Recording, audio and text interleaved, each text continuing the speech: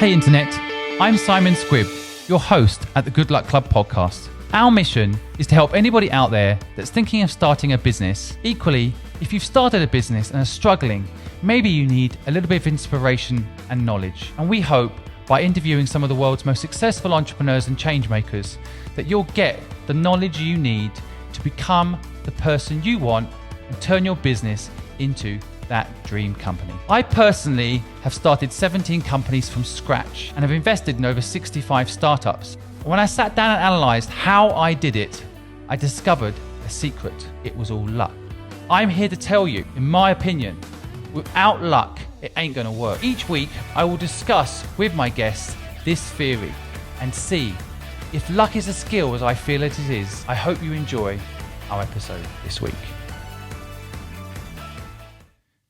Today, my guest is Sojin Lee, founder of Toshi. She'll be sharing her story with us today. Sojin, thank you so much for joining us. Pleasure. Well, maybe you could kindly start off by first telling our audience a little bit about yourself. Sure. So my entire career has definitely been focused on the luxury fashion market. I worked for large brands such as Chanel and Bottega Veneta, and then was lucky enough to be involved in starting net-a-porter.com here in London as a founding member, and really stayed within the space, left after 7.5 years, and moved on again into the entrepreneurial space, really looking at the evolution of where retail was going. And that included starting a company with Simon Fuller, who is the founder of the Spice Girls and American Idol. And together we created a company called Fashionair, which was really about the integration of content and commerce. And then, as things go, we did that during the recession. So we shuttered the company and then stayed really in the entrepreneurial space, moved on to other consultancies, investments of my own, advisory board levels. And then eventually 3 years ago, found another, what I thought was a need in the retail space, which is Toshi, which is on-demand home services for fashion. Wow, what a CV. Quite the experience. Yeah, I'm not quite sure. Yeah. I always like to start off the podcast by just defining with our guests what they consider success to be. What do you think success is? I still find that hard to answer because I don't think there's a definitive answer. There's no there's no end, right? There's no destination. It's not a finale or an end of the chapter. I found that the way that I measured success or viewed success really depended on where I was in the stage of my evolution, whether that was work or personal. So I think when I was younger, it was definitely measured by the validation that you receive from your bosses, right? So when you're in your sort of early 20s, it was the promotions you received, the feedback that you received, and definitely, the feedback from your peers, but more importantly, your boss. And then when I moved more into the entrepreneurial space, the success came from, communicating better the vision of what you're trying to achieve and to understand if people understand that vision. And if you're actually tapping into a need or a desire or an enthusiasm or an emotion from the end consumer. So that was really important. It's the end customer that depends on that. And then I think for me on a personal level throughout that, it was just the satisfaction of whether I thought as an individual, I was performing to my optimal, if I was contributing, if I was adding value. And now that I've been doing this for so long, and this is sort of my fourth startup, I measure success very differently. I measure it more around community and the interpersonal relationships I have with teams, and certainly the teams in my own company. I think those relationships are very important. And I think there was also an evolution of how companies engage with their employees. So in the past, there wasn't so much as a personal touch. It was more about, functionality and deliverables and KPIs. And now I find that there is a need for so much more human connection. And if you can inspire your team and treat each other as family, because you spend so much time with them, you trust them so much, they're part of the journey that you're going on. So my success is also very much measured in the happiness that I have of the people that I surround myself with. And also if I'm having fun, and that's also different to what it was before as well. That's fascinating. And I think the evolution point you make is something for our young audience to think about, because I do think over time your needs change, right? So I agree. I like the feedback. I agree. When I was also younger in my early career, you definitely want to have feedback that you're doing a good job and reassurance. But as you develop your, I guess, self-confidence later on, that community piece kicks in. It's fascinating. Looking back at your career history, I'm going to pronounce this brand name wrong, but I know it. It's Bottega Veneta. Is that right? Yeah. Bottega Veneta. There we go. Thank you. There you go, audience. That's how you pronounce it properly. That was the early, that was your first job, right? No, so actually my first job out of university was working at DLJ, which was, Donaldson Lufkin and Jenrette down in 140 Broadway. So I was in banking for the first year out of university as a proper job. Whereas even prior to that, after university, I stayed in Boston and I took a job as a night manager at the Buckminster Hotel and a day job at the Hilton, Back Bay Hilton. Very glamorous. As a concierge. Stop showing off. Very glamorous. No, really, right? So I did that for a year to save money, to be able to then pursue wherever I wanted to go next. So, it's a very long story, but fundamentally I was financially independent literally at the age of 21. So that point I needed to just save myself some money. And then a massive earthquake happened in Los Angeles, which is where I went to high school. And my best friend at the time said, I'm moving to New York because I don't want to stay in LA. So meet me there. So I saved money for a year and then I joined her there. And we lived 5 of us in a 1-bedroom flat in Alphabet City. And hence the journey began of, finding your place in the world, finding your confidence, your purpose. And the path that you wanted to set for yourself. It was amazing. I had really, when I look back on it, I had the best time. Quite a interesting beginning. And do you think those early jobs, those early experiences, they crafted what you wanted to become later, what you wanted to do later? How did they affect you? I don't think they crafted what I wanted to become. I had no idea what I wanted to become, but what it crafted was I knew that I could do whatever I set my mind to do. And that hard work and hard ethic and rolling your sleeves up and really participating in what you were doing and giving it your all was what I discovered about myself. And, it's not philosophical in the sense that I had a plan. Part of it is pure survival, right? So you're put into these situations where you don't even know you're doing what you're doing at that age. You just know you have to pay your bills and you've got to put food on the table. So those moments, and that my moment was, it was still a good moment, right? But those moments really will, ask the question of yourself, which is, what are you going to do about this? Are you going to step up and do something about it? Or are you going to sit back and, not take responsibility? So I think working 2 really difficult jobs in the hospitality space is a very difficult space. It's very demanding. The hours are not favorable. The guests are high maintenance. There's a lot of things going on behind the scenes. So, I think for me being in that environment for a year, working 2 jobs at very low at very low pay, was almost sort of like a smack in the head to say, welcome to the real world, and make a decision of which path you want to go and who are you going to be in this journey. So, and I laugh about this, Simon, because I know you've been come from Asia as well, but there is a cultural element to this I didn't realize was going to rear its head. So being raised, in Europe and America, even though I was born in Asia and Korea, I left at a very young age. So I found myself in situations where I thought, I've become completely westernized.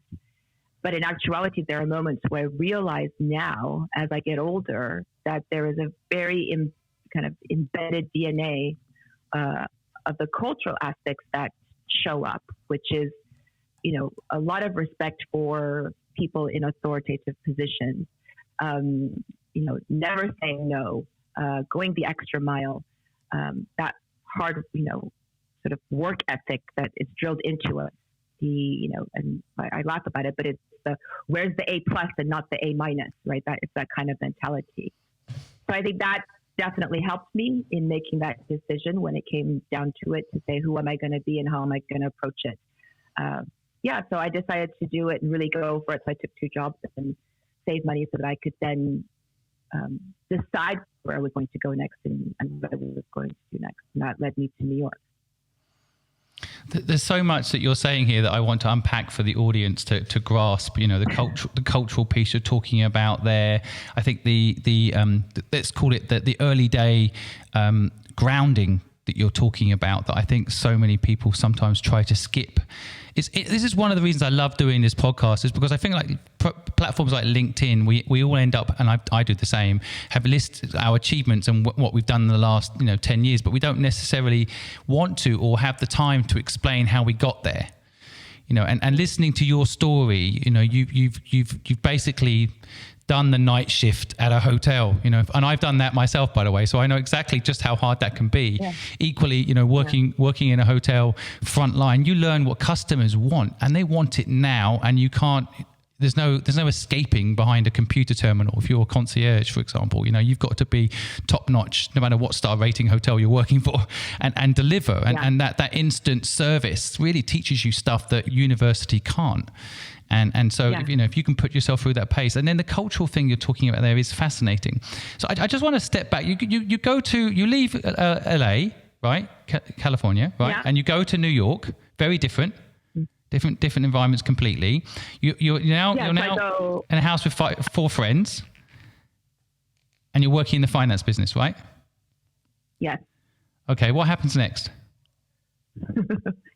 So I left a year because I decided that I was not cut out for the finance world. There wasn't an area that interested me. At the time, I was in asset-backed management. It just didn't pique my interest, but I did have some analytical skills. So we lived as a group in this tiny 1-bedroom flat. I stayed 1 year, enough to, again, save more money. And then my best friend and I moved to our own apartment in Hell's Kitchen, which was, again, sort of a big studio space. And we lived hand to mouth that way for, about a year. And then I decided to take my skill set and take it to a sector that I understood. So in Korea, my family actually produce and manufacture garments. And they sell them in Namdaemun Sijang, which is a wholesale market. It's very famous in Korea. It starts opening at 2 a.m. and it closes at 7 a.m. So they are hardcore garmento people. And whenever I would go home during the summers, I would go and work in the market because then I would earn money for my day's work, and I'd just go run around shopping and spending it in this wholesale market.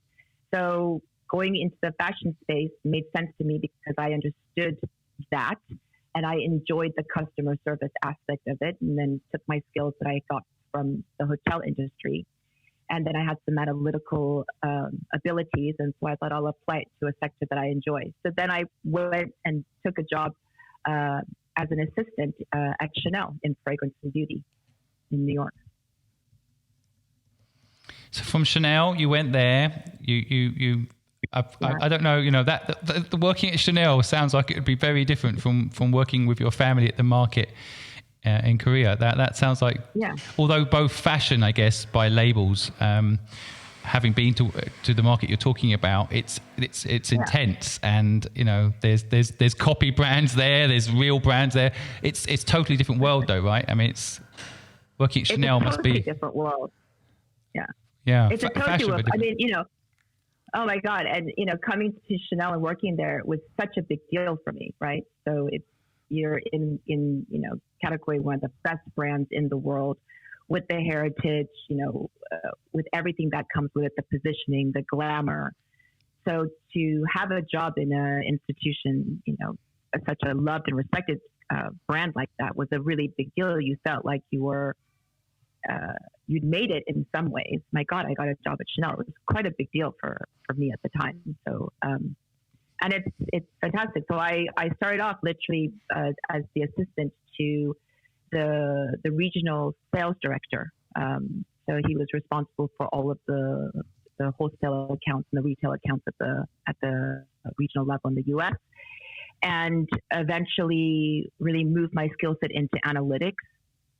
So they started throwing me into different projects, and eventually it was working across, I think, localization of markets. So I really believed at the time that, we had to understand what local consumer demand was so that we could actually produce products, but also come up with the way that we were going to sell differently and what we were going to sell to each market. Because everybody has there are trends, and everybody has a different need.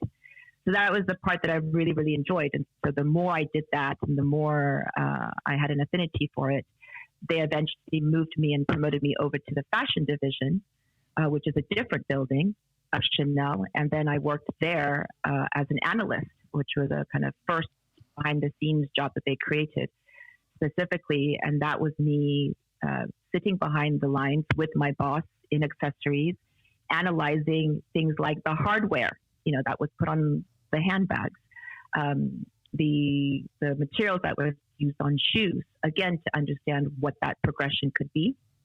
And in addition, working around open to buys. And that basically means that when a new collection would come out, the account executives would sell to the Neiman Marcuses, the Saks Fifth Avenues of the world.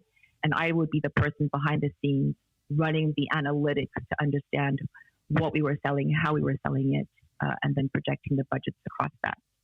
So it nicely sort of allowed me to extend my capabilities across the different divisions and departments in the company, which I thoroughly enjoyed. So, I mean, I feel like when you talk about these things, it feels very... these days, I feel data is such a big part of everyone's business, understanding data. When I hear you talk about this, though, back in the early part of your career, this feels like it was kind of ahead of its time. Or was it very common in the fashion business, what you're talking about? No, I think absolutely there were plenty of different and much more capable and smarter people, obviously running business analysis roles, but probably more across things to do with finance. But these roles were absolutely common because if you're also a commercials director, then your capabilities are to look at the general sales. But I will say where it was probably slightly different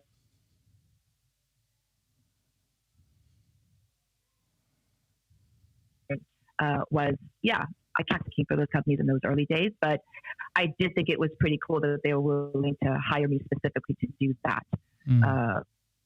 in New York.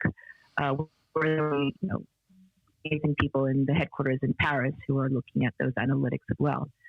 So, for instance, when you talk about the data set, I was part of the teams that would be sent out to Canada because at the time Chanel had bought into what was hardware and software at the time, which was actually a medical company that had hardware and software that looked at medical sales.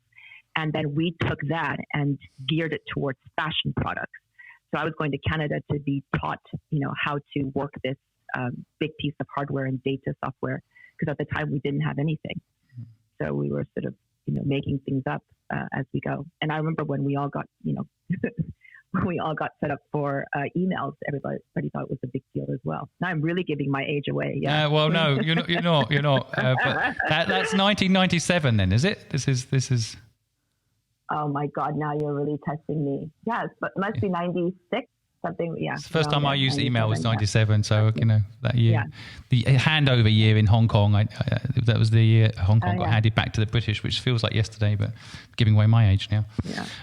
So that's fascinating. What happened next? I'm intrigued to see how you ended up being a founding member of Net-a-Porter and how that all played out.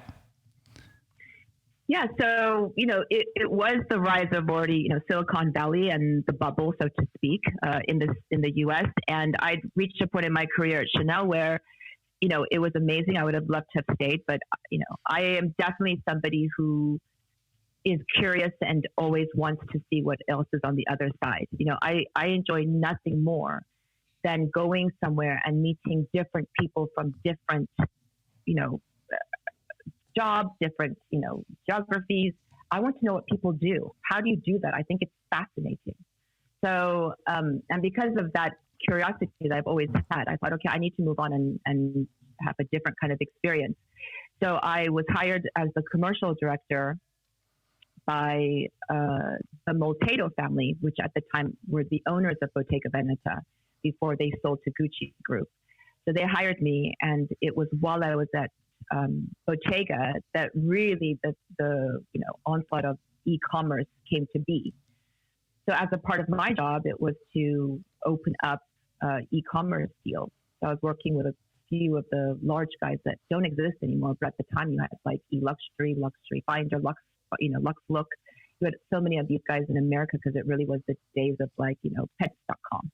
And so we opened that up, and that for me was a no-brainer. It was, as far as I was concerned, it wasn't the emotional aspect. It was the supply chain and distribution aspect of it that I thought was, key and huge.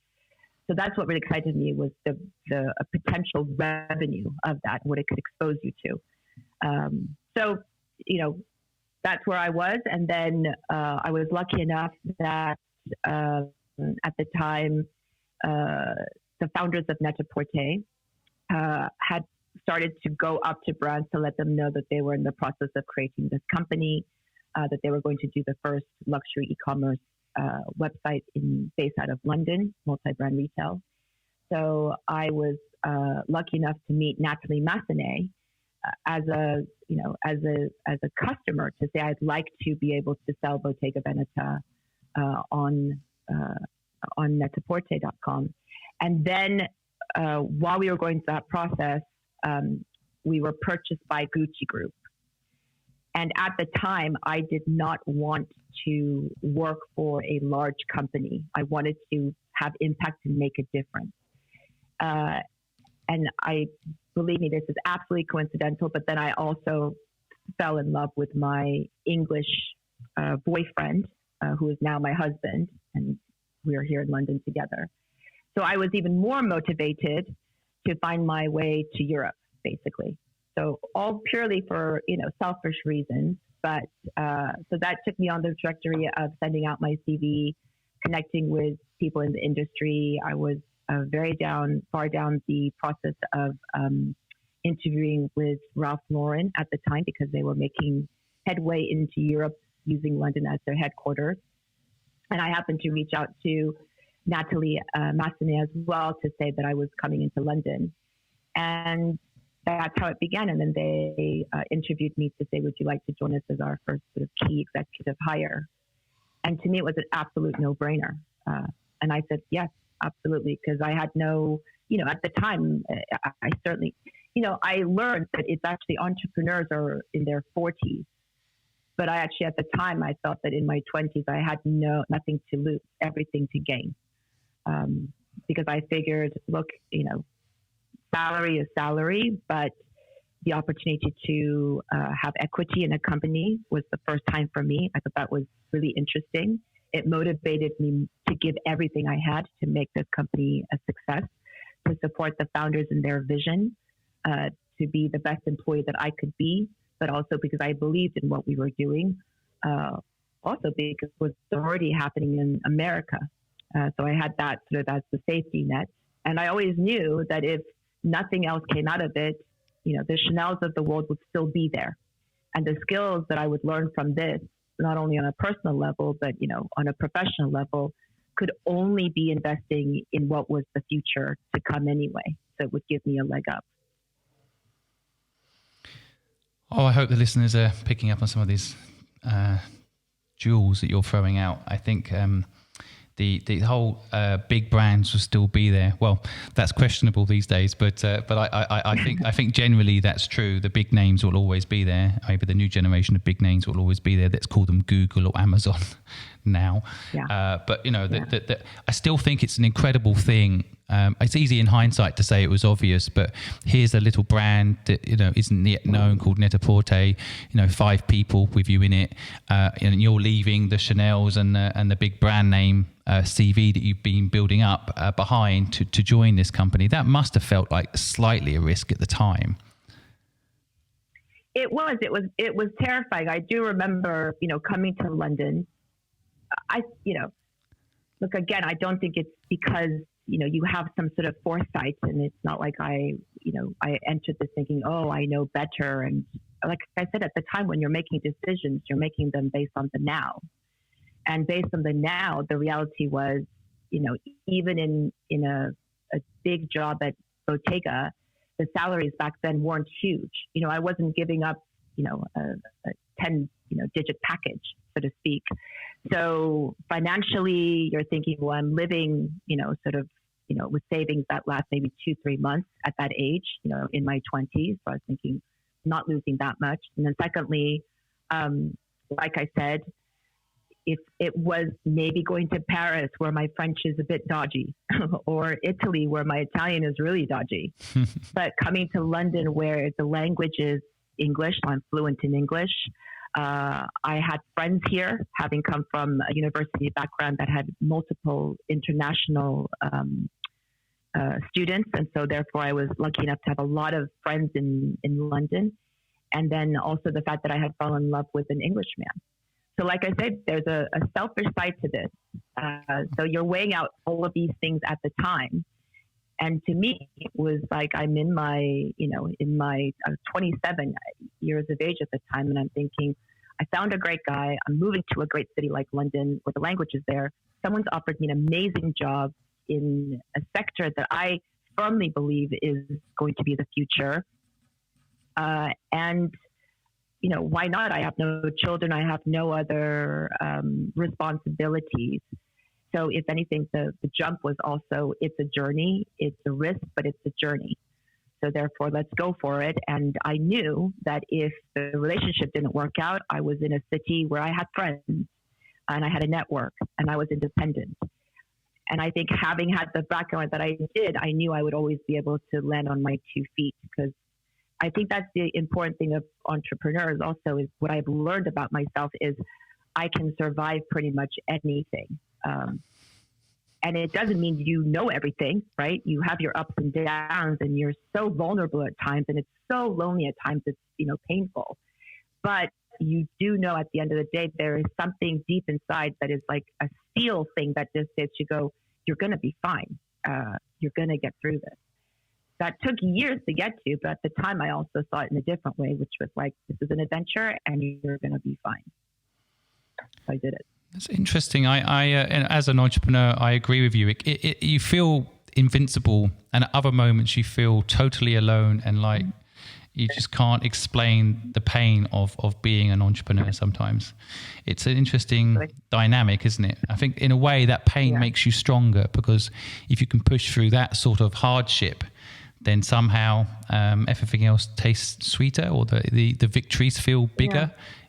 And so on. But I just going back to something you said earlier about culture. I just wondered, when having had some experience of Korean families in my lifetime, were you checking in with your parents at this point? I'm sure they were very proud when you said you were at Chanel. I'm sure they were like, wow, okay, that's great. And then when you said you're going to work for this little known company called Net-a-Porter, was there a discussion to be had? And this English boy is leading you the wrong way, or how did that play out? Yeah. So, I think people were confused, but coming from a very traditional, sort of Korean mother, I think her concern was not so much the job; it was more about moving countries to be with a strange man she had never met. So, for her, the priority was not, is my daughter, striving to be an interesting business individual. It was more, where is she in her personal life? So you have that dichotomy. Is that typical for Korean family dynamic? Is it? Do they not mind so much about the career? Because my partner's Chinese, so the career part is very important. Are you going to be a doctor? Are you going to be like that? What you are is important. And I'm almost like, I ended up marrying my then girlfriend, but her parents at the time didn't really care, about me. They cared about her career path in some respects. But is it different? Or is it just unique to your family? I think it's probably a combination. I think my mother specifically, bless her, she never worked, right? So she was raised to have a family. She was raised to take care of her children and to be the best wife that she could be. So I think everything is personal for her because she was raised that way. The way in which she, value is not the word, but the way that she would grade me is, what kind of, female are you? Are you a good mother? Are you a good wife? Are you? That's, I think, the measurement of where she sees it. Because she can't necessarily relate to me on the other point. What I can say is, would they have rather that I had ended up a lawyer or a doctor? Yes. But, I was never going to do that. So I think if I had ended up a lawyer or a doctor or a chemist or, anything that fell in their sphere of what a career represents, there might have been more pressure to do well. But because I didn't choose those vocations, the way that she would grade me was different. Interesting. And what about your father? How did he play a part in all of this? He's not really in my life, so I can't speak to it a lot. He is in and out of my life, but my father was an entrepreneur. So the irony of all of this to me is, growing up with entrepreneur, when you have Asian parents who are not what I would say the most sharing, right? So I was not raised in a household where you have dialogue or conversation. You're raised in an environment where you're told what to do and how to behave. So, and again, that's just the way that they were raised. And because of those dynamics, there was never engagement beyond a certain point. So for him, being an entrepreneur, you would see as a child somebody going through their ups and downs, right? So, I'm very open about this stuff. Like one day we'd be moving into a 10-bedroom house, and then all of a sudden, everything was being you didn't understand what was going on, and nothing was being explained to you. So I remember just kind of starting 6th grade or 10th grade, I am never going to be what this man is because I just want stability and I want consistency. So I think part of me going down a path of trying to figure out if I could enter the corporate world and have the guarantee of a safety net and a paycheck that someone was giving me on a monthly basis, lasted. And then, Net-a-Porter really did me in because that journey was so magnificent, so inspiring that, I broke all the rules and now I've ended up exactly where I said I wouldn't be, which is all about risk and, uncertainty. Which begs the question, I always wonder, is an entrepreneur born or bred? What do you think?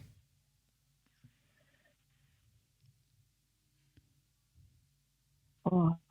There's something wrong with the sound, folks. We're having a think about that one. No, there's nothing wrong with sound. Exactly. I'm really pondering because I struggle with that question a lot because I ask myself a lot of these questions all the time.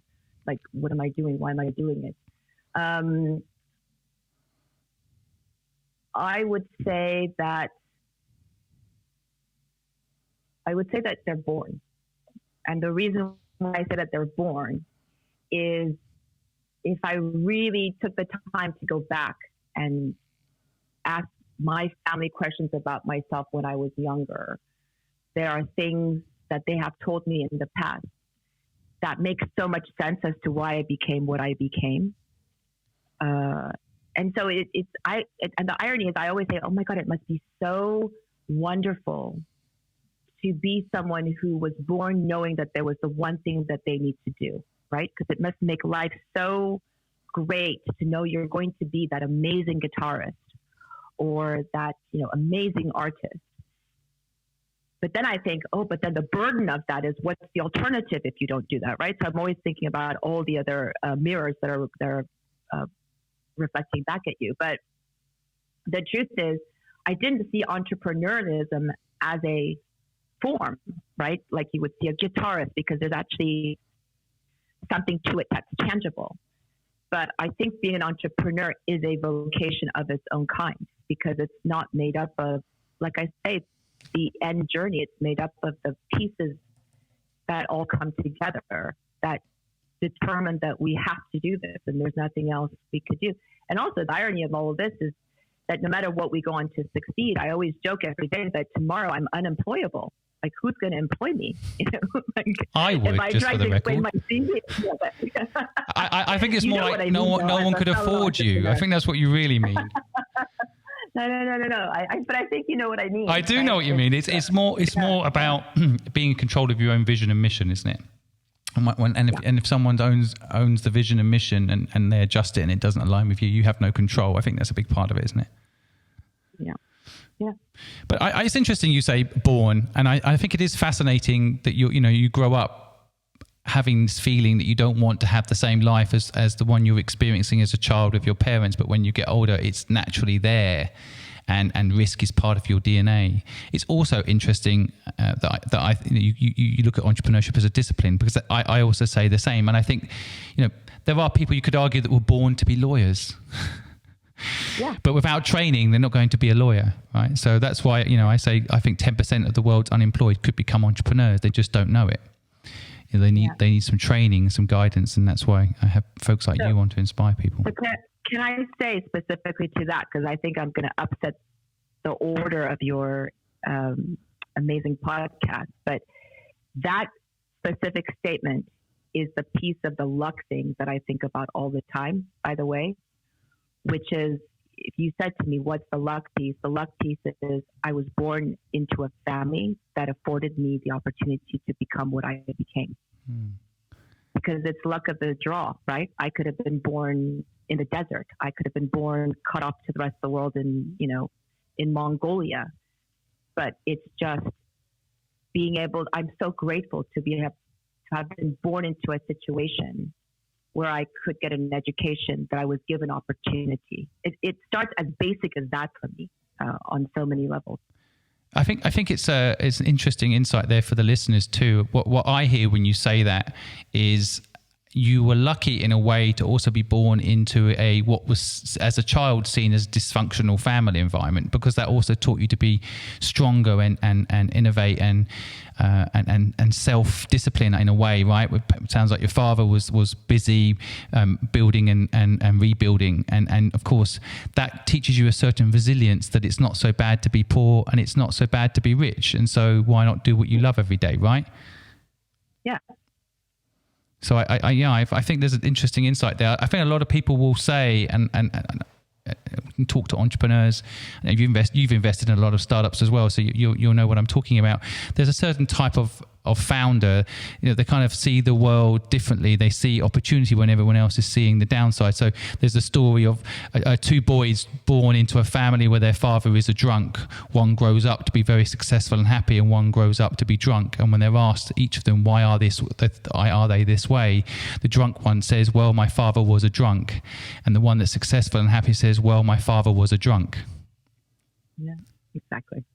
So you I think there's a positive piece there that you take, like you were saying, you were lucky to be born in that environment. But I think for our listeners that were hearing earlier, the struggle that perhaps you had living in that environment where your mother role model wasn't necessarily out there working, as a girl born into their family. Maybe there was a preconception of what you were going to grow up to be, a wife, a mother, not an entrepreneur. Yet that entrepreneurial dynamism inside the family created a certain dynamism in you, right? That's led you on to where you are today.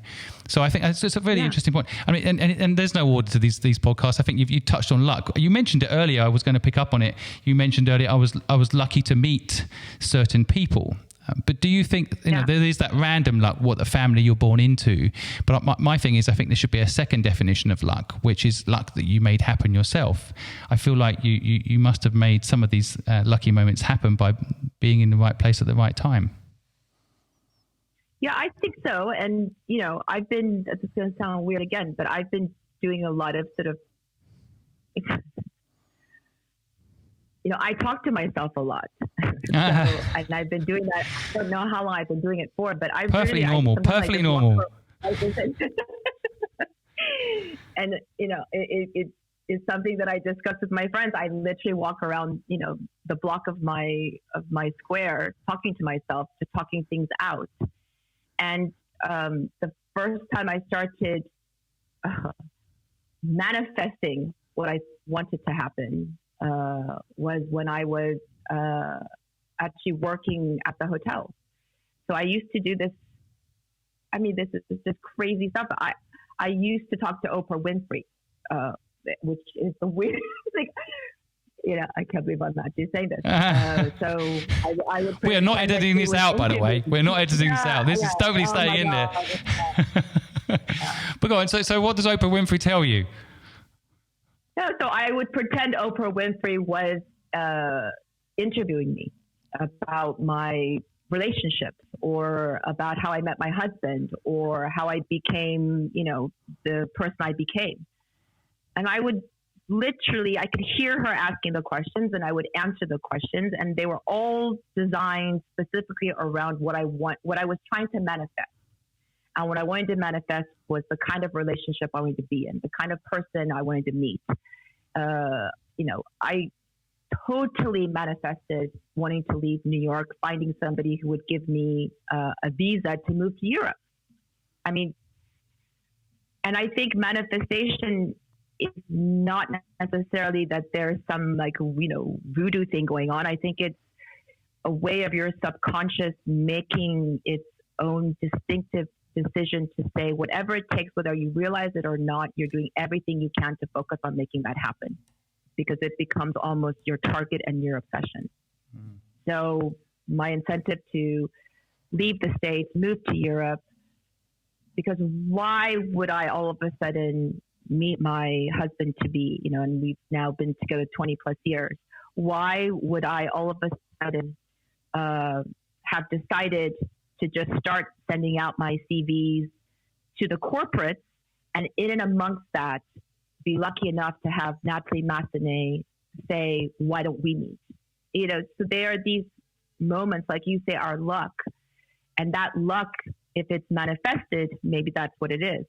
And I still, do a lot of subconscious exercises as much as I can. They don't always work. And I think for some reason, the older you get, it becomes harder. It was much easier when I was in my 20s and 30s to manifest. By the way, I find it more difficult now. I think it's a fascinating element that I have also experienced. And the way I translate what you're saying, another way for the listeners to perhaps grasp it is, when founders pitch business ideas and I say to them, hey, why don't we share this with a lot of people I know and see what they think? And the ones that make it and the ones that don't have two very different replies. The ones that I see don't make it say, no, don't share this idea with anybody. I'm scared it's going to get copied. And then there's the people that say, absolutely, let's share this idea, let's make it happen, that actually end up being successful. Because often if you say your idea out loud, you're manifesting in a way, you're sharing, you're getting, and the people step up and say, I can help you make that happen. Whereas, yes, there is the chance that someone also goes, I'm going to copy that, but then you just have to move faster and it can motivate you. But 9 times out of 10, people will step up and offer to help you, as if you don't ask for help. It's kind of the same point. If you don't ask the universe for what you want, then you're not going to get it. So you have to step up and share your idea, take a chance, take a risk, which is, I think, a big part of what you're talking about, and go out there and make it happen. And what's really weird for me when you say about Oprah Winfrey is I honestly think I've seen Oprah Winfrey interview you. There was a moment in the sound clip where it broke off when you were talking about it, and I actually thought you said Oprah Winfrey had interviewed you. And for some reason, that made total sense to me because I feel like I have seen you on Oprah. And maybe it's a forward projection, but maybe I'm meant to be the next Oprah. Maybe you're getting interviewed right now by Oprah. Right? Maybe, no crying. Exactly. Maybe it's happening right now. right now. But I think that's another thing. I mean, that is another thing to your point about manifestation. And you said it in the form of sometimes it doesn't always happen. What I've experienced is sometimes it doesn't always happen in the form that you want it to. So I manifested getting into shape, for example, but actually I got a little bit sick and lost weight, and then I got better again, and it's fine. But the point I'm trying to say is that ultimately sometimes you manifest something you want to happen, right? And it can come in a form that you don't necessarily see as what you were asking for, but you get the same result, right? Like you've heard that little story where it was like the guy is on, there's like a passenger ship and it has a hole, so it starts to sink. And then basically, the National Guards come in, they start, saving everybody. And then there's this one guy who's like, no, I'm not going, God's going to save me. And he just sits there waiting. There's no God's going to save me. And 2 days later, the boat shows up.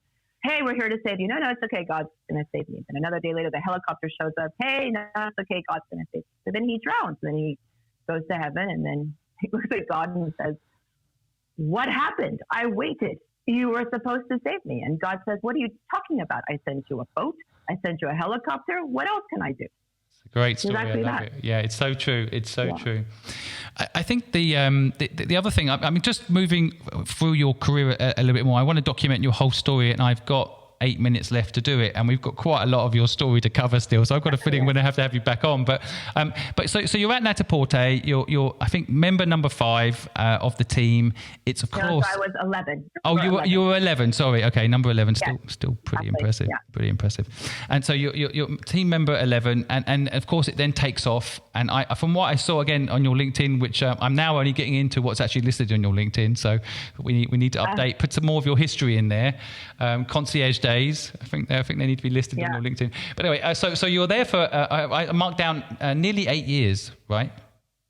Yeah, about 7 and a bit years, I think it was. 2001, 2008. Yeah. And sounds like it was a roller coaster. It was an absolute roller coaster.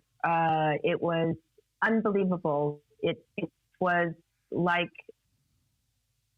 it's like Fantasy Island. You know that movie, that's the TV series where you are just living and experiencing everything. And I keep saying to people, it was like the most amazing interactive MBA that you could possibly ask for.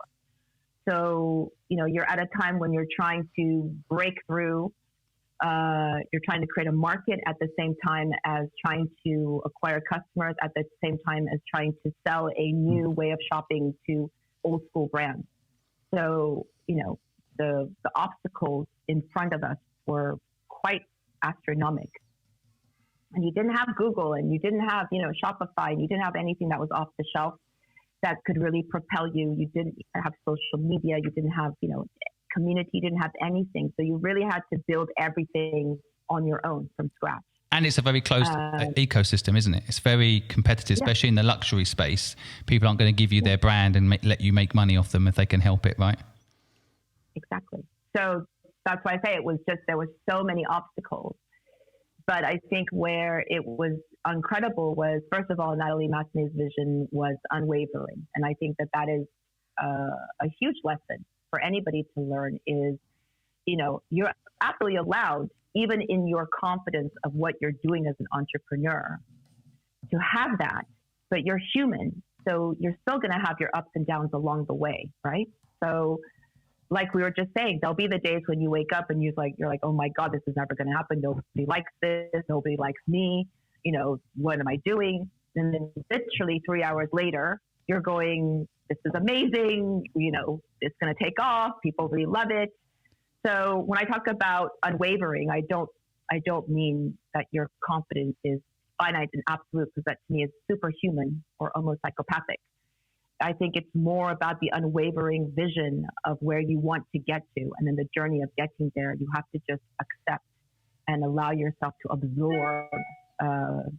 So that was ups and downs. So watching, everything from us trying to build the business, go to the market, the fundraising, the feedback, how do we make money, the evolution, the growth itself was also, not always easy, because if you grow an explosive growth, that's also a whole other journey versus in the beginning when things are slow. So, going from almost like, you kind of skip a big part of the evolution. There's a lot to it, which means the ability to adapt and to be agile. And when you're growing in a company as an entrepreneur, you also have an ability, if you pay attention, by the way, right? Because a lot of us don't pay attention to our own emotions. We're so hard on ourselves as entrepreneurs. I think if you pay attention, what you can see along that journey is the opportunity to say, what kind of person am I in this journey? Where do I add the most value? Where am I really weak and accept the weakness? And then design for yourself what you can do, in your own path. So I knew that Net-a-Porter, I knew in year 4 that Net-a-Porter wasn't going to be the place that I spent the next 50 years.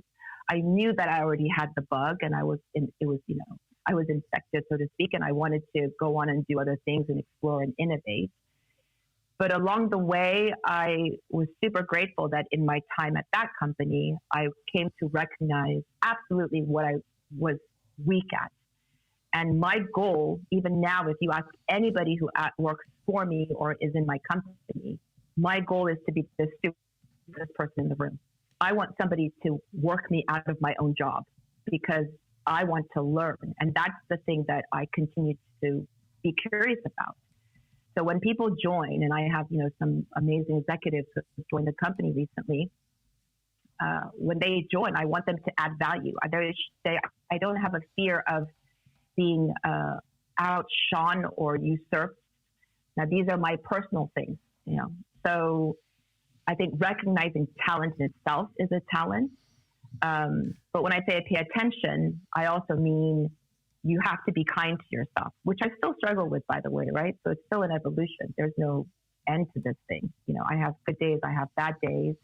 The only thing that I have learned in my 40s is that the sun will come up tomorrow.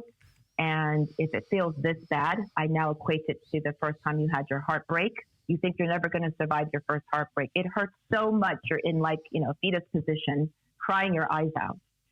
And it's not that you get, I don't know if the word is stronger, but I say you just get used to it, maybe is the other way to look at it.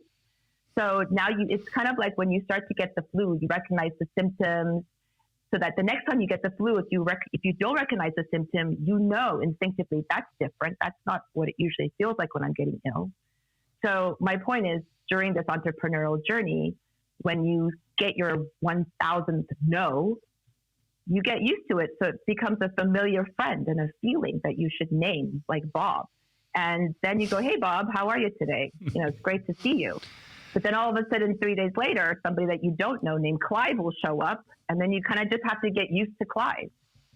So that's why I talk about the evolution and learning and focusing on how you're feeling so that you can actually embrace it and engage it. It's going to sound crazy, I know. No, it does not sound crazy. And I'm just sitting here nodding, thinking you don't really need a host when you're talking for this sort of thing, because it's just what you're saying to me is just so... It resonates so much, and I think for the listeners, I want them to really just grasp what you're talking about there. And I think a couple of things you mentioned there, seeing the talent being a talent is really important. I think there was a moment when the Zoom let us down for a second, so I'm scared that people missed it. And there was you want to be the most stupid person in the room in the company that you work for. I mean, I think there's a joke at the moment. If you're the smartest person in the Zoom, you're in the wrong Zoom. So, if and it's that philosophy, I think is actually on its own super smart. And then, Bob the heartbreaker, I think, learning to get used to Bob breaking your heart. And no never gets easy though, does it? I mean, it still hurts when people say no to your idea. And maybe that leads us nicely. I would love to unpack more around Net-a-Porter. In fact, I feel like we should write a book around it. I'm sure there is one there. But maybe for the sake of the fact of getting the rest of your story on record, I think we're going to come back to the Net-a-Porter story another day. But then what happened with Fashionair? Yeah. How did that happen? Simon Fuller just kind of rang you up and said, hey. No, not at all. Oh my God, he was way too busy to even know I existed. Again, that was sort of, luck, but I wanted to look at media as the next space that we could enter as fashion. And I think I was very motivated by things like Sex and the City, where, this kind of moment that fashion was having and the kind of, crossroads between that and TV and what we could do with it. So I thought somebody should do it online and we should focus on short form content, but then it was actually linked to marketplace and affiliate modeling, which to me was the next evolution. So we didn't have to own stock, which I always had, issues with in general for a variety of reasons. And so it was like, okay, let's do short form content and then create interactive linking, which then would allow you to shop from Net-a-Porter or Saks Fifth Avenue or, Gucci.com. And at the time, Simon, off his previous successes, was really getting into fashion. So he had acquired 50% of store modeling agency, partnership with Claudia Schiffer. He invested into Roland Mouret, Victoria Beckham. It was a foray of things. And he was looking to innovate and experiment around content because that's his background. And I was super lucky that Roland Mouret, who is an old dear friend of mine, said to Simon one day, you should really meet my friend Sojin. She is, always thinking, always coming up with crazy ideas, always, wants to jump in head first. And he organized for us to meet. So we actually sat in the Barclay Hotel in a suite. There was like 6 of us. And we just ended up brainstorming for hours and hours and hours. And from like literally one day to the next, he just went, let's go do it. Let's just do it. I'll back it and let's do it. And I went, great. And we did it. Wow. And it was amazing. Absolutely amazing. Yeah. Again, I think there's another book there. So I think I've got 3 books so far. The early years, the Net-a-Porter years, and now the Fashionair.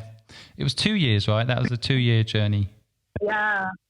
Yeah, and that was frustrating just because I think the timing was wrong. We were way too early. I was going to say, when you describe it now, I'm like, where is that? That is totally right now, isn't it, that idea?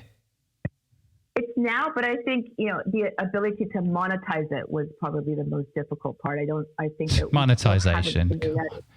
Yeah, exactly. WeWorks has proved that you don't need to be profitable, haven't they? Oh, hold on. Hold on a minute. Oh my God. Have you listened to the Wondery podcast on WeWork? We crashed? No. If you haven't, it's absolutely insane. Plug it to my listeners if it's something they should listen to. Yeah. What's it called? So Wondery is, this Wondery is this amazing group that do amazing podcasts, and you can find it on Apple Podcasts or Stitcher or anything, but it's called We Crash.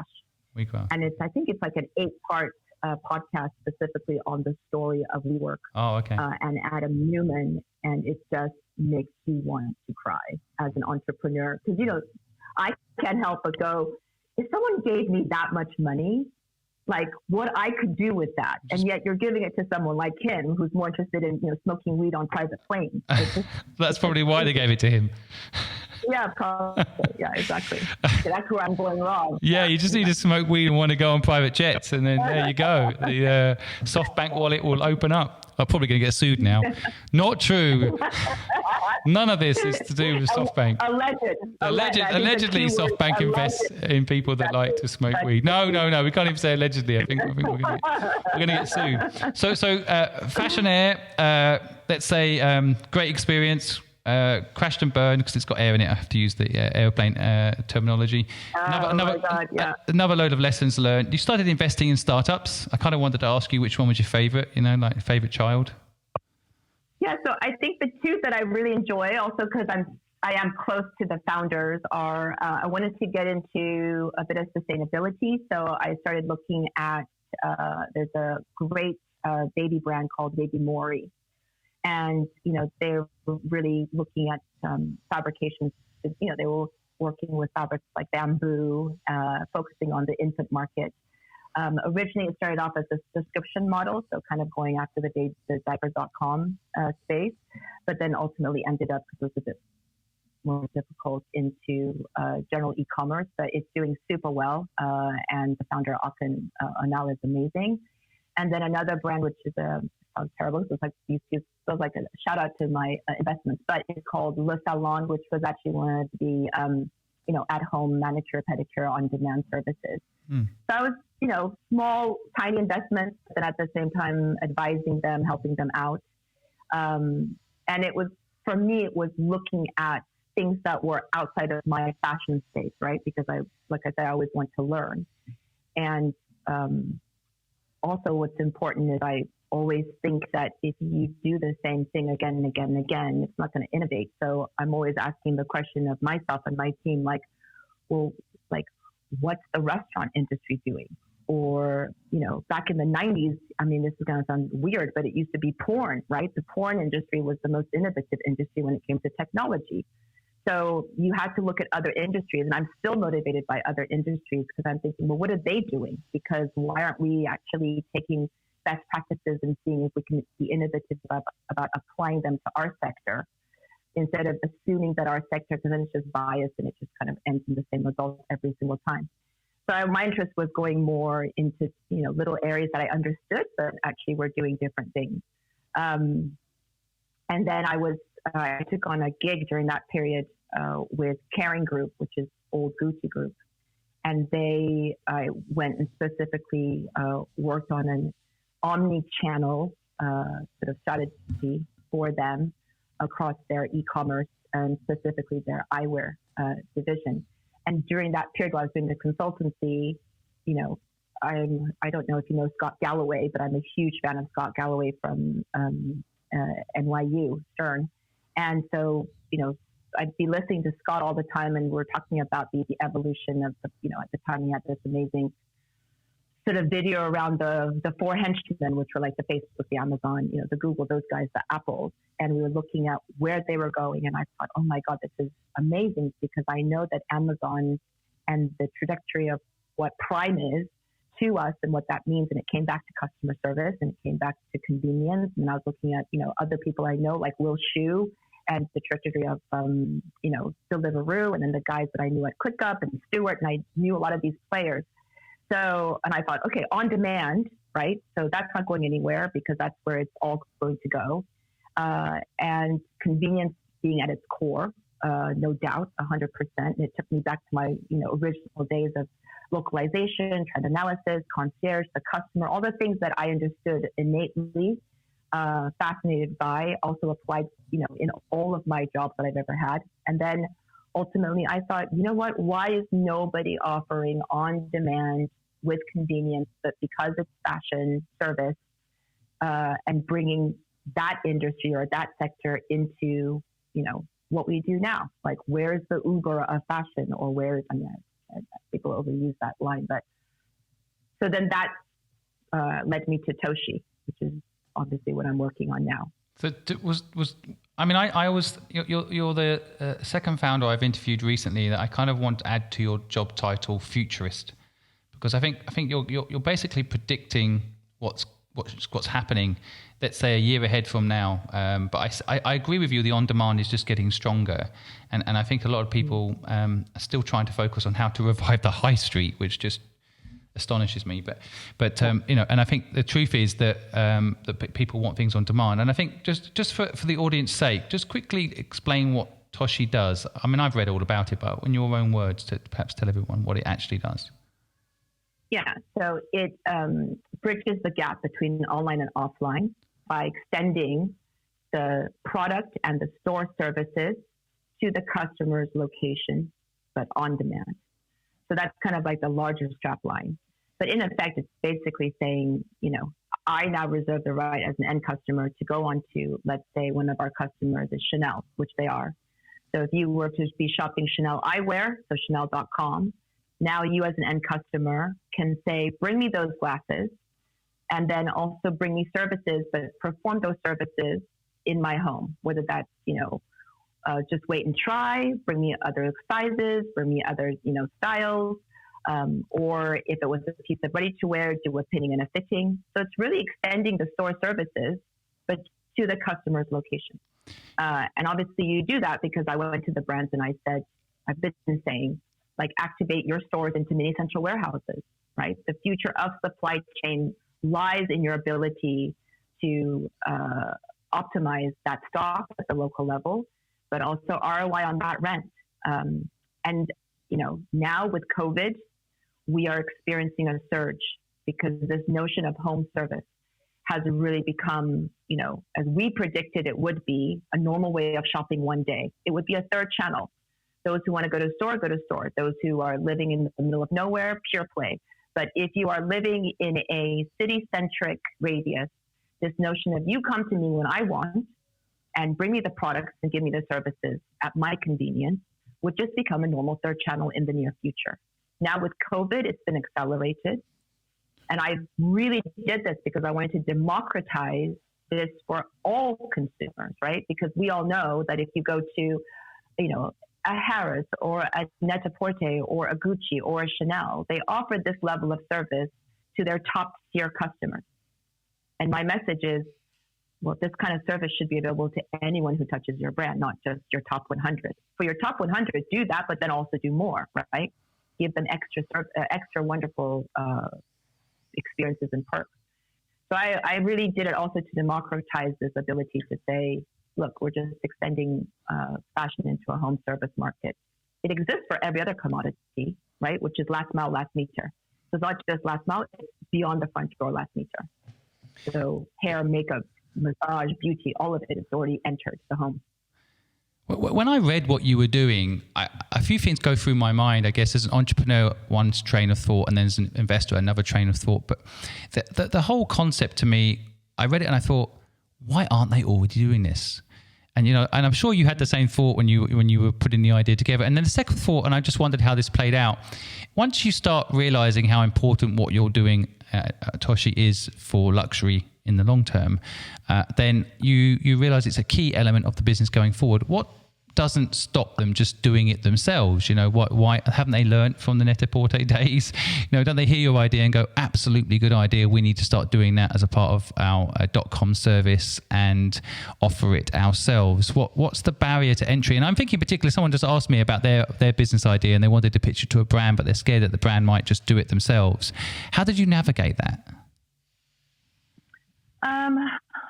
I think if you have a good business idea, you should do it regardless. Otherwise, you know, we wouldn't have Facebook. We'd be still sitting there with MySpace. I mean, you can't.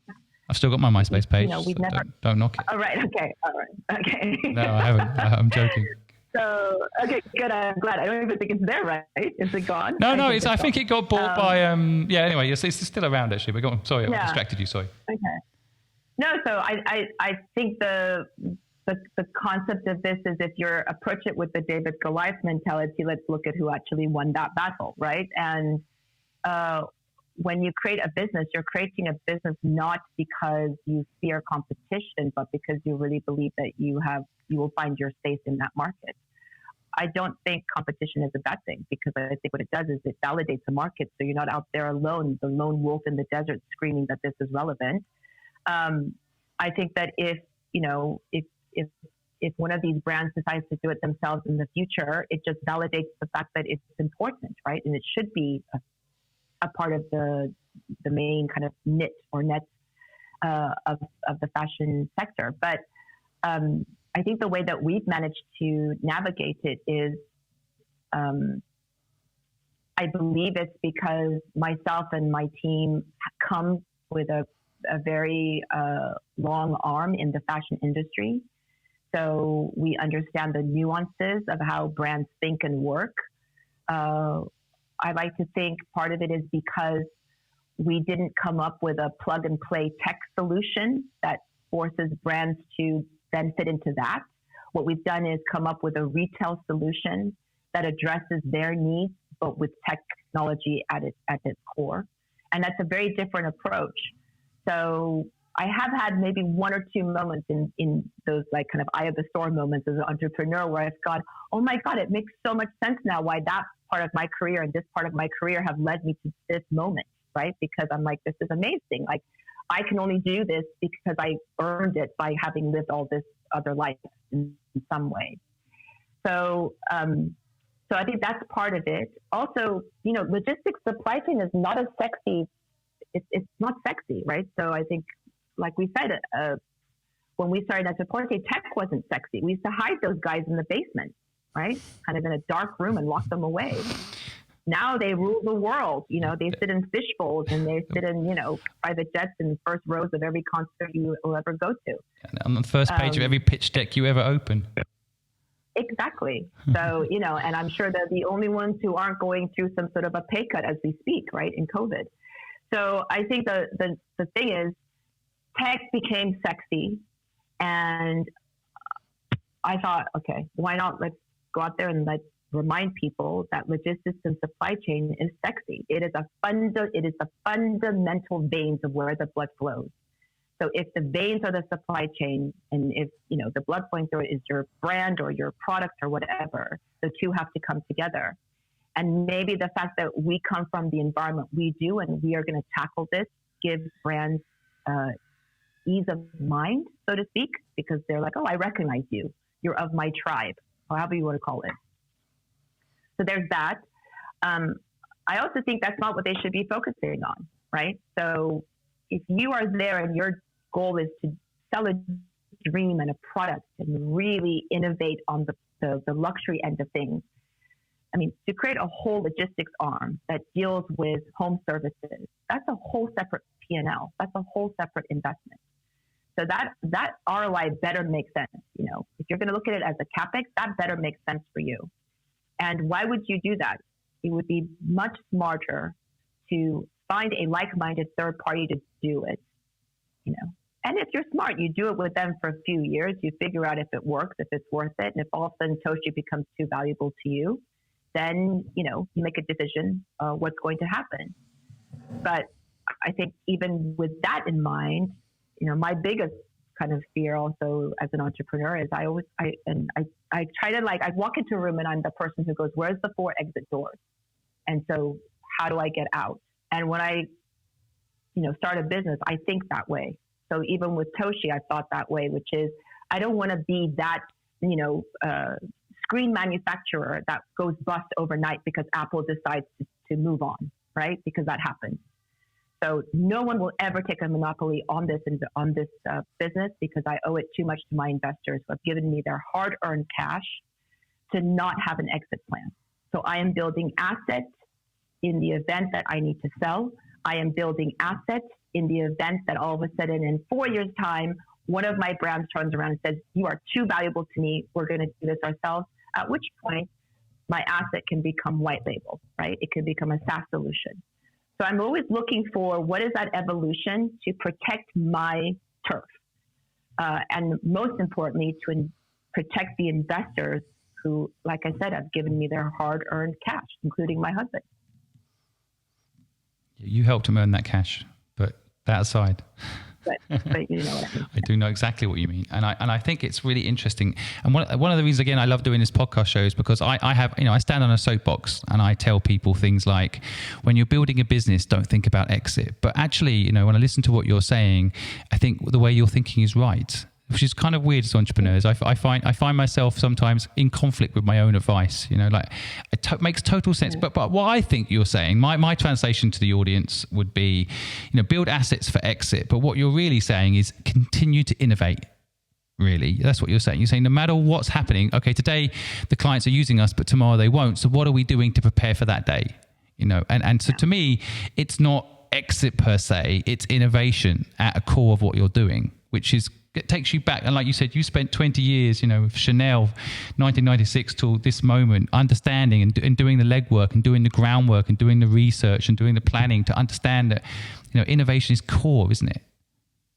Yeah, it's core. You have to pivot. I think, look, when I started Toshi, my biggest fear, and this is going to maybe hopefully other entrepreneurs will resonate, was I was starting a company in an up market. And I thought, my God, I'm about to start a company in a bull market. This doesn't make sense to me. My opportunities will cost more. You know, the entry to market will be more difficult. People will be slower to move. And if I had it my way, I would have done it in a down market. Wow, another big lesson for people to listen to right now. Yeah. So here we are now, unknowns to all of us, in a down market. Yeah. So my priorities as an entrepreneur right now is take the opportunity that you've been given a down market. First of all, if you're lucky enough to be in that opportunity, which we are, thank God. Also, we have a business that is relevant to what's happening during this pandemic, thank God. But I've always said, innovation and R&D has got to be a core of anybody's business. The minute you start to believe your own hype, it's the hill, you're going on a down trajectory. We have a friend of ours who took a massive job. And when he went into the board for the interview, the reason why I have so much respect for this friend is because the dividends were so high. The business was on fire. He didn't really have to do much. He was being brought in and he thought, I could just sit here and move things around and earn my huge paycheck. And instead he went to the board and he said, I will only take this job if you allow me to take 10% of the bottom line and reinvest it into innovation and P&L, because that is going to be the future of where we need to go. And I think that when things are going really well and it's easy to be lazy or easy to be very self-congratulatory, that you forget what put you there in the first place, right? So sometimes having too much money in a raise makes you also lazy, right? So when I raise, I like to raise just enough that I'm still scrambling and hustling. People just don't get this point you're making. It's so important people listen to this. It's so true. So many people think raise as much as you can, but it doesn't necessarily create an innovative mindset and can make you lazy. Yeah, exactly. Because I always say to people, like, I have, as a woman, I have various handbags. If you give me the biggest handbag, I will fill that handbag, right? But if you say, Sojin, your handbag is this small, then I really have to think about what I need for the evening if my handbag is this small. I know it's a silly analogy, but coming from fashion, that's the way I look at it. And I think that's what it is. It keeps you disciplined and it keeps you sharp and it keeps you creative because it keeps you hungry. And I think if you can harness a little bit of that fear, that kind of, wolf is on your tail, then it's a good thing. And when we have these global, G Hangout video calls with my team on a weekly basis, I keep saying to them, like, we are running as if there's a fire behind us, right? So that's how we have to be. We can never be lazy. We can never be complacent. So there's all those things. I've completely lost my train of. No, I haven't lost your train of thought, and it kind of. Okay, to be honest with you, I could just talk to you for the next 5 hours and continue just to absorb your insights. And I think the way you're articulating things around hunger is so important for people to pick up on this. And I love the point, especially in a COVID era where, in fact, this is the best time to start a business. Most successful businesses that have dominated now but have been the disruptors before were started in down markets, right? I mean, Microsoft was in the oil crisis. I mean, there was moments in the world when like you say, your costs are lower, in fact, because there's opportunity in the market to build it cheaper. Equally, at the same time, the incumbents are misfooted. So there's a chance for you to fill the gap because you can move faster and innovate when they can't. And your service at Toshi is a good example of that. I mean, it's so needed. It was needed before, but COVID just speeded up that need for a personal touch on the doorstep, right? Which is kind of how I perceive your business. You're probably not the best tagline in the world and don't expect you to use it in your marketing. But conceptually, to me, it's like that should, when I read what you were doing, I instantly knew that it was going to be a big hit. But of course, timing is key, a bit like Fashionair for you. I mean, that was a great idea. Yeah. There was a timing element, right? And so it's definitely your time. And I love the insights. The point about, only taking a job if 10% of the bottom line is reinvested back into innovation. I thought you were going to say 10% of the bottom line is put in my own pocket.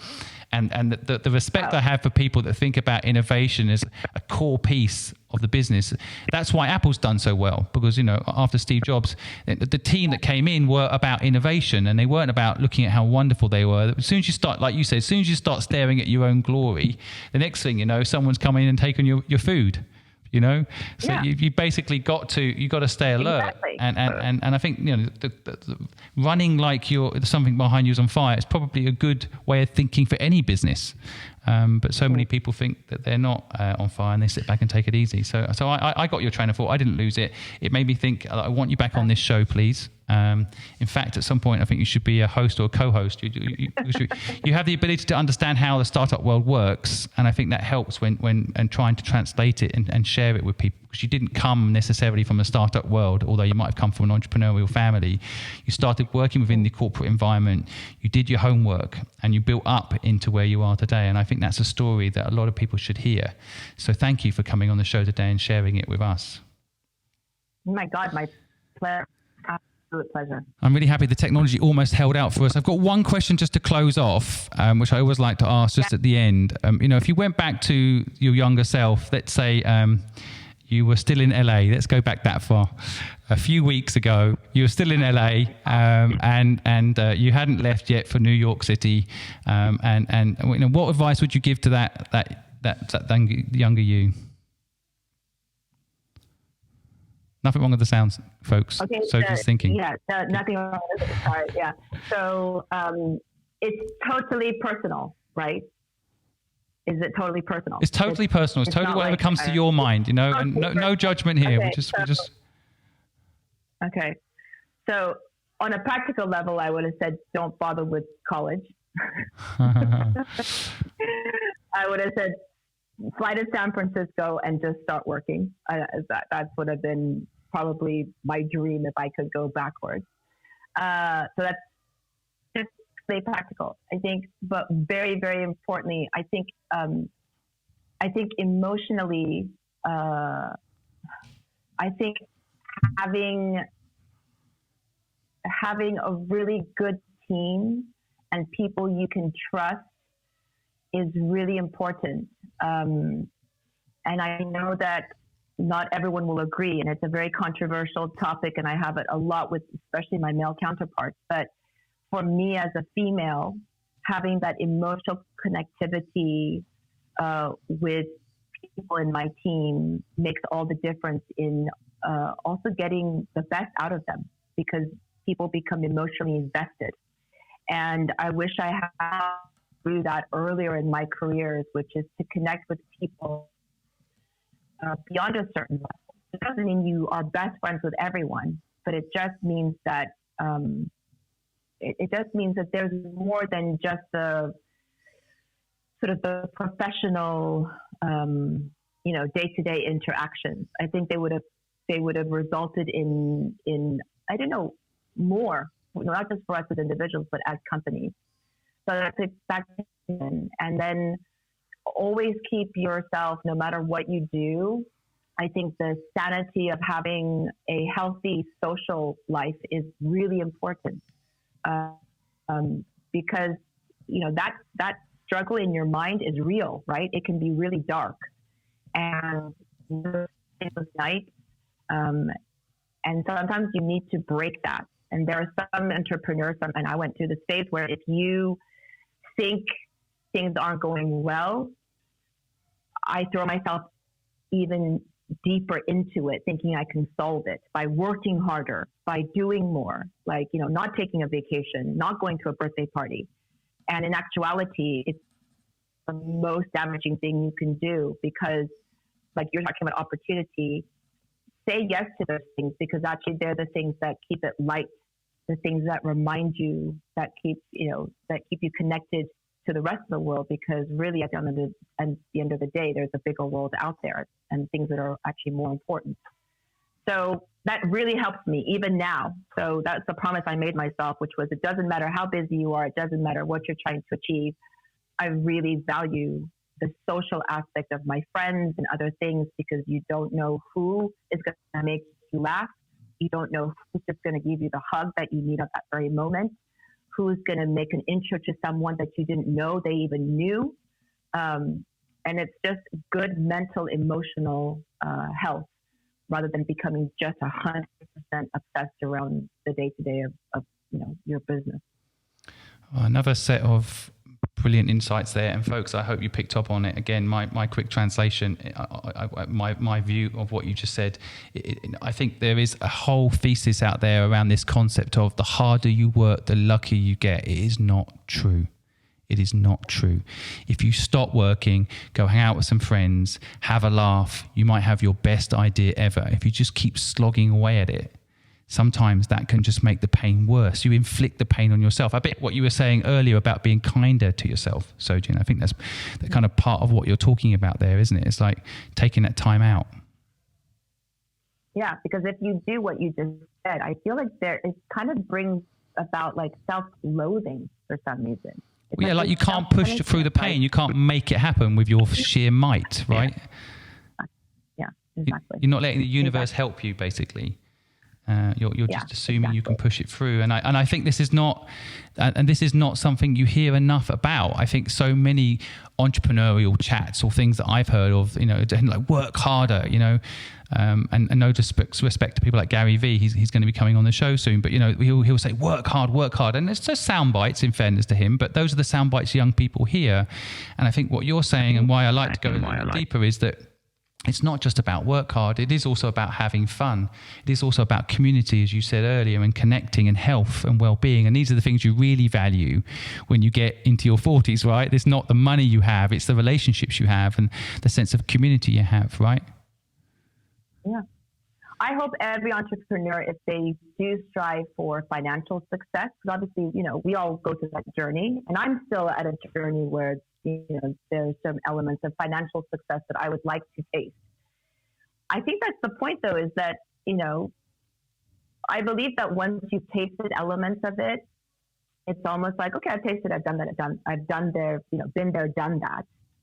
And then that's the benefit of age, because the more you taste, the things you decide you like, but then the things that you thought you wanted are not the things you really wanted. And then now you can focus on the things that really matter. So yeah, it's a real evolution, but I do hope that, the entrepreneurs, if those that have financial goals, and there's with having these, financial goals, have a chance to taste what it is that they think they want, because I think that's the thing that will also allow them the freedom to move on and evolve as individuals as well. Because if they don't get there, some entrepreneurs get stuck and they can't evolve past it, because for them, the monetary achievement becomes the obsession.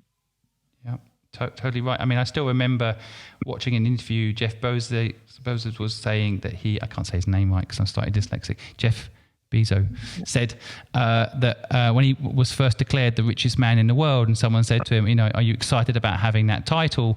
He said, I would prefer to have best dad in the world title, or best